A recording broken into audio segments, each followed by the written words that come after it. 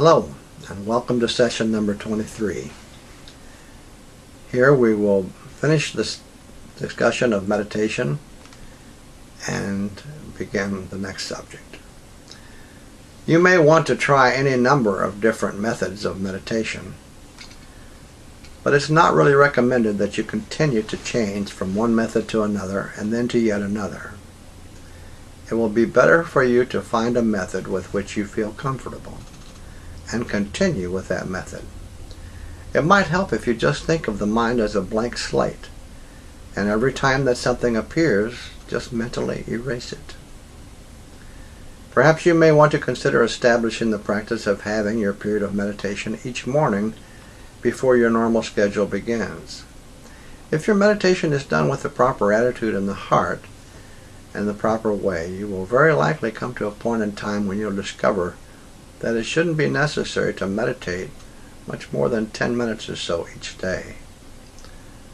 Although early morning seems to work best for most people, or very many at least, as stated previously, your meditation may be done at whatever time of day is best for you.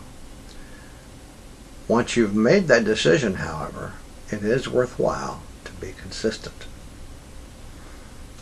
After a while, and that may be days, weeks, or even many months or longer, you're likely to find that clearing your mind and keeping it relatively clear for a time are tasks that are no longer so difficult.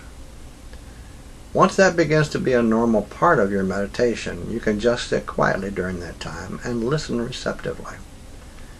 Still later, you may reach the point where you will want to begin your meditation, once your mind is clear and you're quiet and calm, with a question to your higher self. This question should not be regarding some idle matter, but should concern something that is more meaningful to you at that time. Once you've cleared your mind, you may mentally ask the question, and I would suggest preferably a question with a yes or no answer, at least in the beginning. Then clear your mind again and listen. There are some who have found that the higher self may have, for those who are patient, many different ways of providing response to their questions.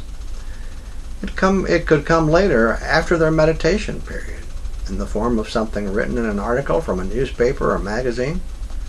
It might even be merely some word or phrase or idea in a movie or television show that will strike a resonant chord within you, so that all of a sudden you realize and you know that it has come to you as the answer to your question.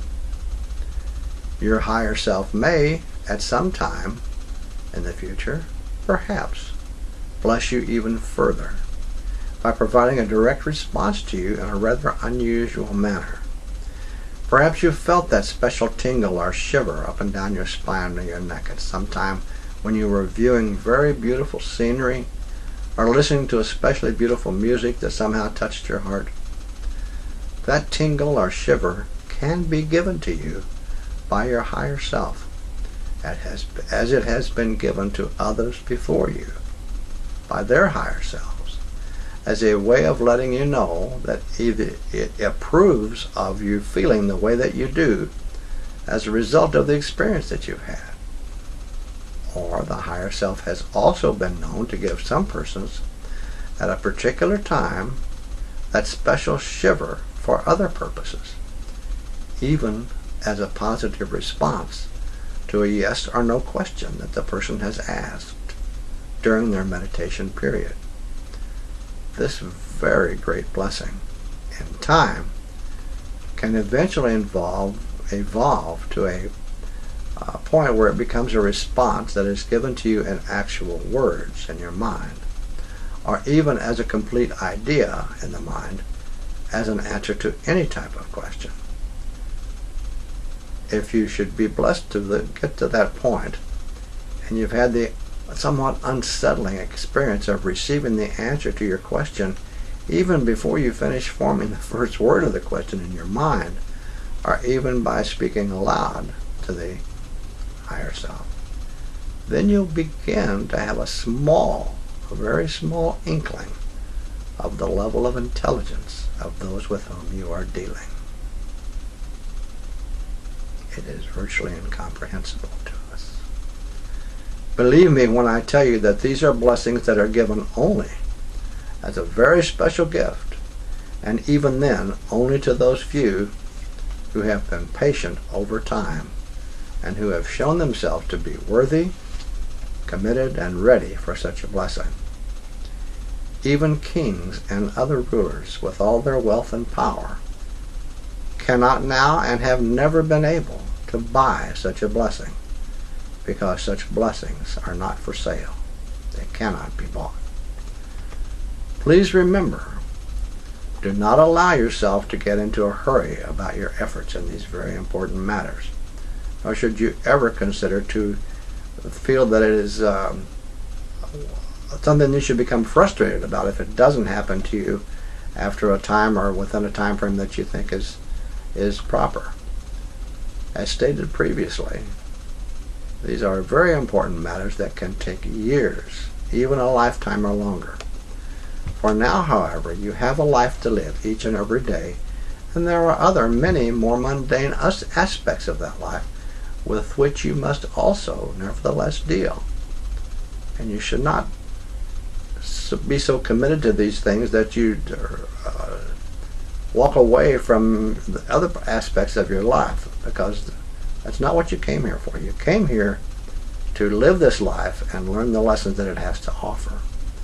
Now, there may come a time when you want to do other things, but give it time. Be patient. Don't get frustrated, and continue to persevere.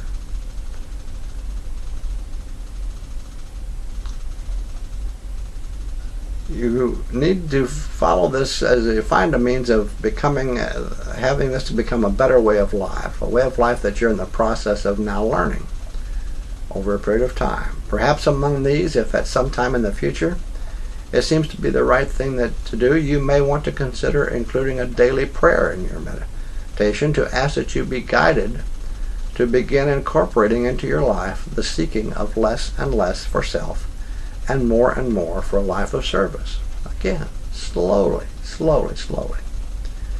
When you have approached your period of meditation properly, with the right heart, and patiently, perhaps a time will come when your meditation and some of the other aspects of seeking a better way of life that you're trying to follow can help you to make it through each day a bit more easily. I suspect that not only will that be true, but that there will be also many other benefits that you will find to be both lifelong in their duration and uplifting in their nature. I wish you well in these very worthwhile endeavors. Be patient. Seek first the higher things. Now, I'm not so naive as to believe that great numbers of people who see these videos will have even the slightest interest in believing, much less following the principles outlined here. The information is nevertheless provided for those few who may be interested. Some, perhaps to a significant degree. The information here is not going to be for everyone. It is not intended to be. There is consciousness at many levels of existence. Some will go so far as to say that even a stone has enough consciousness to exist, to maintain its shape, and to resist change to that shape to a certain degree. Certainly plants have consciousness. That's been demonstrated in experiments by electronically monitoring certain plants in the presence of persons who have treated them well, and by measuring and comparing that reaction of those plants to their very different response when they're in the presence of persons who have caused them harm, or who have caused harm to other plants near them. In this experiment of which I'm speaking, a number of plants were placed near each other in a room. They were wired to electronically monitor any measurable impulses that they might give off. A person then walked into the room with some sort of torch, perhaps a propane or something similar, and turned the flame on one or more of the plants. That person then left the room. Later, a number of other persons walked through the area where the plants were kept, without any unusual activity being measured. Then, the person who had earlier burned some of the plants walked later through the room again, and the monitoring devices registered a very noticeable reaction that was not present when any of the other persons had entered the area. Now we all know too that animals have consciousness. Among them, most people would agree that the one with which we are most familiar would be our own human consciousness. Nevertheless, there are sufficient examples of unusual levels of human consciousness to give thinking persons reason to believe that some humans have the ability to manifest levels of consciousness that seem to defy popular understanding of what actually constitutes human consciousness. Excuse me. At times, there are some people who experience what many would describe as levels of awareness or consciousness, wherein they're able to be conscious of, and for some, able to communicate with unseen positive forces in spiritual higher realms. Even with those higher realms, there continue to be various levels of existence. Even within those higher realms, there continue to be various levels of existence or awareness or consciousness. The obvious question at this point would be to ask if such a thing as this level of communication can be learned or developed within oneself at our level of consciousness. It might be interesting to know that there are some people who have actually accomplished that. Some of them began at a certain point in their lives to move in that direction by manifesting an interest in reading books on esoteric subjects or seeing movies that touched on such subjects. Other people have been introduced to that way of thinking by their friends or family. Those who are seriously interested in such things will find that their reading, their thinking, and even their way of living can cause them to be drawn gradually closer to a way of seeing things, a way of understanding things that can open their minds and hearts in a very positive way. It can actually bring about a more humanitarian outlook on life. That is, a more tolerant and compassionate way of considering others. Some people have noticed that slowly within themselves, it even brought about a more planetary outlook on life.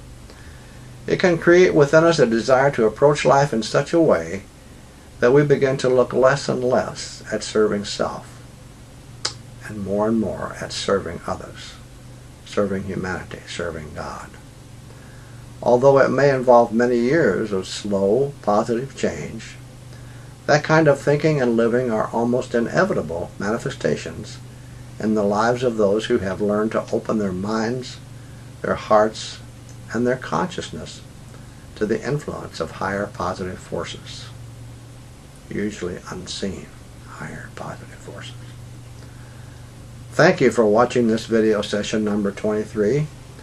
In the next session, number 24, we'll talk more about consciousness, and we'll consider consciousness and communication with your higher self. You are invited to watch, and I thank you for watching this session.